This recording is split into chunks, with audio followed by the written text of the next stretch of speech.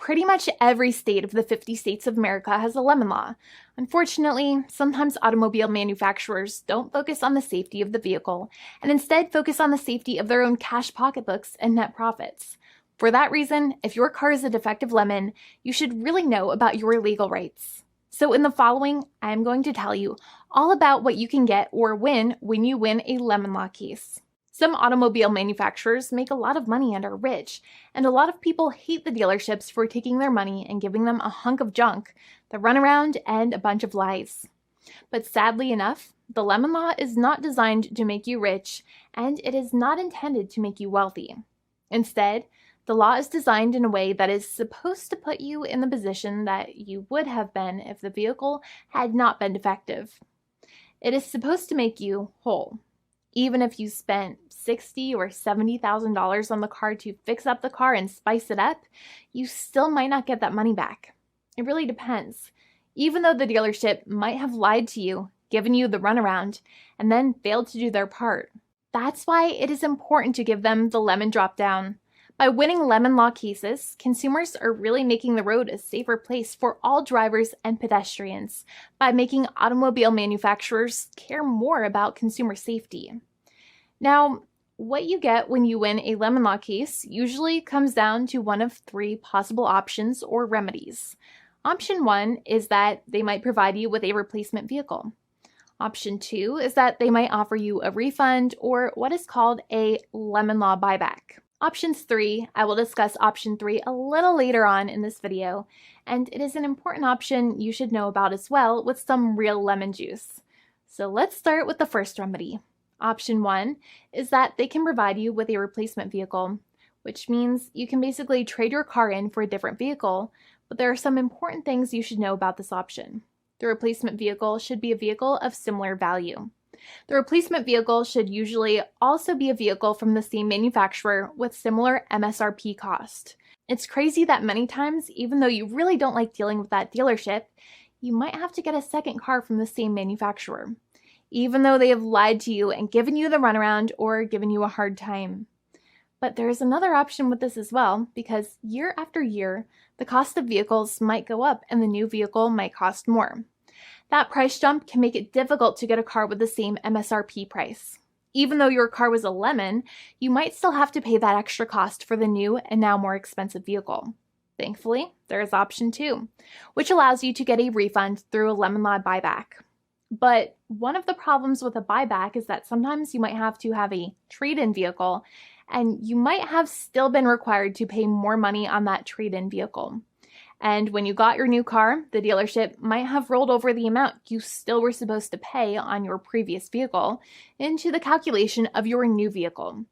In other words, you might have been upside down on the finances of your new vehicle. So sometimes you need to pay for that difference in order to get out of the car. And a lot of people find it extremely weird that they have to pay money in order to get out of the defective vehicle. But many times that's how it works. Now, in a lemon law buyback, if you get a lemon law buyback, you usually get back what you paid. You may have bought the vehicle in a one lump sum all at once, or you more than likely had a finance or lease plan. What you usually get back is the money that you actually paid. Your hard-earned money that actually left your pocket and went straight into the pockets of the manufacturers. So think about it for a second and try to calculate about how much you paid. Think about the down payment and also add up all of the monthly payments that you have made for your car so far. It can add up to a lot of hard-earned money. In some cases, it can add up to $30,000 or more, but every case is different. Even though they accept that their vehicle is a lemon, many times the manufacturers still try to pinch pennies and also nickel and dime their customers. So they deduct certain fees during the negotiations, such as an offset for mileage for the portion of time that your vehicle did not have problems. Sometimes it is legal for manufacturers to deduct such things from the settlement you end up getting, but many times they may be doing so incorrectly or it might be taking away too much of your personal money. Having a powerful negotiator and experienced attorney by your side can be very helpful. In addition, most lawyers do not charge you out of your own pocket for their attorney's fees and court costs. Many attorneys only get paid if they win, and if they don't win, they just don't get paid anything. Lots of attorneys spend their own money on your case, and the attorney might never get the money back. But it may make sense for the lawyer to take that risk if you have a strong case. It reminds me of being a kid and selling lemonade and spending my piggy bank coins and quarters to make the lemonade, even though I was never sure if I would make my money back. But when I made amazing lemonade, everybody would want it. We would all be happier as a result. Option 3 is that sometimes a manufacturer might simply pay you a settlement in what is called a cash and keep procedure. That's when you keep the car, but you get paid some compensation for all of the headaches and defects the vehicle caused. Even if you don't have a clear lemon law case, the manufacturer might still make a good faith offer to settle the matter and get it off of their heads. In many situations, even though the settlement might be less than a full buyback of the vehicle, it might make sense for you to accept that offer depending on your goals. In addition, it's usually required that the problems happened while your car was under warranty or extended warranty. Even if you no longer have warranty, but your problems happened while your vehicle was under warranty, you might still have a case. However, without any warranty, you cannot have a lemon law case in most situations. However, you might still have some legal protections such as breach of contract, auto fraud, or something else. The founding attorney of the law firm, Jimmy and I, would love to speak to you. The consultation is completely free, and the team of lawyers can speak to you and review any documents you have for the vehicle, such as your vehicle purchase agreement and repair invoices. Call now for a completely complimentary and fully free consultation with an experienced lawyer.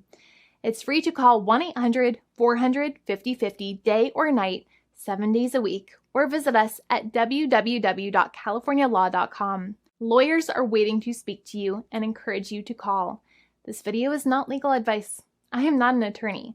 I'm a paid spokesperson. Attorney Jimmy Hanai is a lawyer in the state of California and handles California lemon law cases. There are no guarantees. This legal advertisement is by lawyer Jimmy Hanai of CaliforniaLaw.com.